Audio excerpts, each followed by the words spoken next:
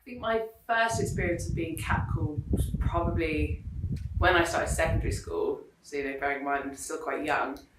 We used to, me and my friends would walk home from school and still be in our school uniform. It'd be like 3 o'clock, it'd be daylight, and you'd have people, men in vans driving past, shouting things out the window, and wolf whistling, beating their horns, stuff like that.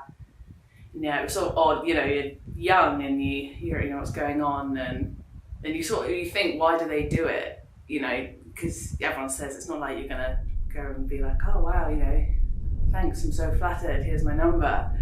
But you think that, I think it's a power thing why they do it. They just think it's funny. They don't really think much of it.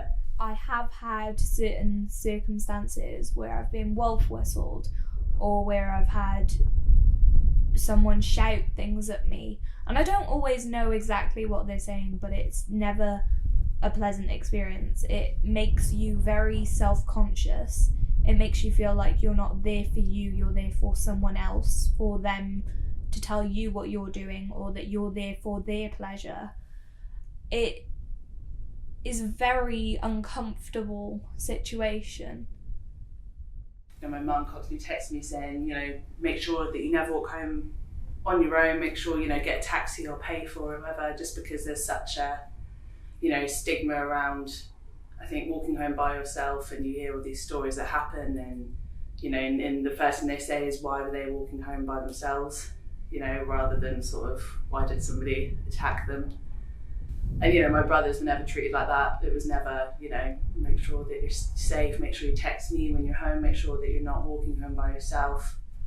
The main street in my village, it's not a dangerous place, but there's a certain point that I avoid walking past, because there's always a group of young guys hanging out outside it, and I always avoid walking past it because it's just very uncomfortable. It's not just cutting down on it by punishing or prosecuting those caught doing it or making others uncomfortable. I think it's also a change of attitude. I think more should be said by parents of young boys as they're growing up about how their actions have consequences and how things like this aren't okay. Actually, I had an incident once with one of the girls. She left for a shift, everyone had gone. She went to walk, so just down the road to her car, because there's no car park at the pub. This was about 11:30 at night.